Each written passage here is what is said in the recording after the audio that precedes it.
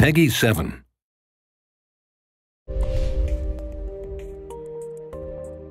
I'm Jordan Fisher from Pwnee Studios, and I work on programming and game design for CloudBerry Kingdom. I'm TJ Lutz, the Vice President of Pwnee Studios, and I'm working on CloudBerry Kingdom. We wanted to make a game that was like a classic platformer that never had to end, so we could just play it forever and, never go back into real life. TJ and I met way back in first grade. He was sort of a big jock at the time, and I was already a computer geek, but we had this common ground where we would play video games together all the time. Ever since I met Jordan, we've been coming up with silly ideas for games.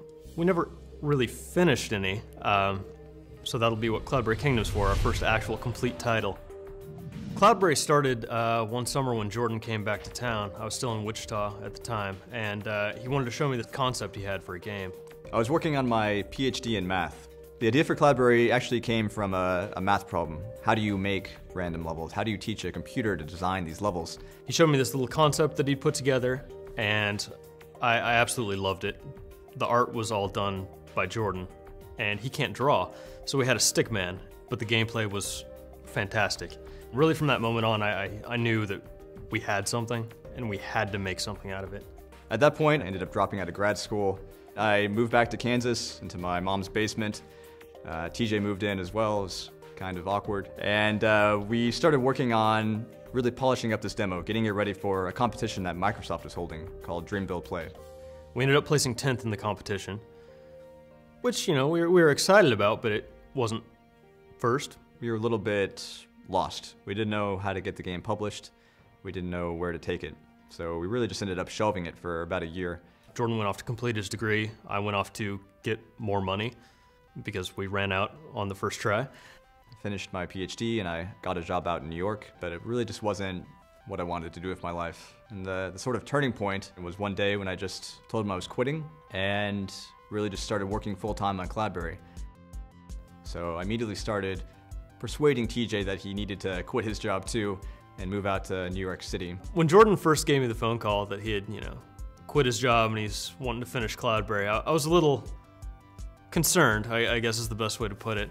So it took a couple months of convincing, but I finally got him to sell everything and put all of his money into the company. At this point, we'd been working on the game for almost 3 years, but we decided to draw it out a little bit more and redo everything. The mechanics of the game were just gorgeous, but when it came to the art and the overall packaging, it wasn't ready. So we ended up turning to Kickstarter. We got a lot of positive feedback. A lot of people seemed to really enjoy the game. So we brought on a really amazing art studio, Tiger Hair Studios. That's when our support really exploded for CloudBerry. And we took the game out to E3 once we were happy with it, and Ubisoft saw it and was really excited about it. We partnered up, and they've been helping us get distribution deals and all sorts of stuff ever since.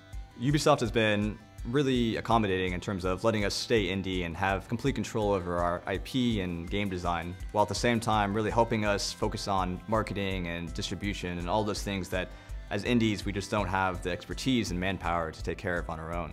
When I started working full-time on CloudBerry, I knew I needed a lot of help. We met Michael, who's our biz guy, and he really just started trailblazing for us. Me and my friends used to daydream about making games and testing games. So when I met Jordan and the opportunity arose, I jumped on it. There have been 2 programmers working on the project, me and Oleg Kozhushnyan. We can't actually say his name, but it's something Russian.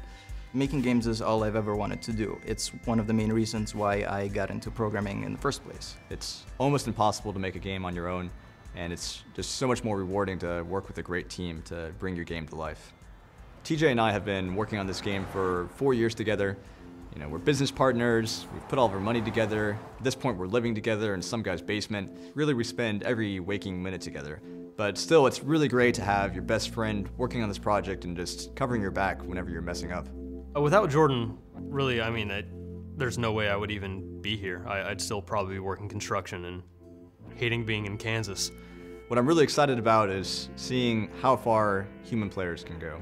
We can see the computer beat really crazy levels, but I really want to know how far will CloudBerry push gamers? It draws people in that aren't really even gamers.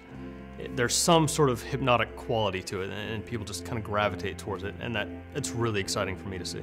I would make a game again in a heartbeat. It has been the most fulfilling thing I've done with my life so far. CloudBerry Kingdom will finally be available in spring 2013. On Xbox 360, PlayStation 3, Wii U, PlayStation Vita, and Steam.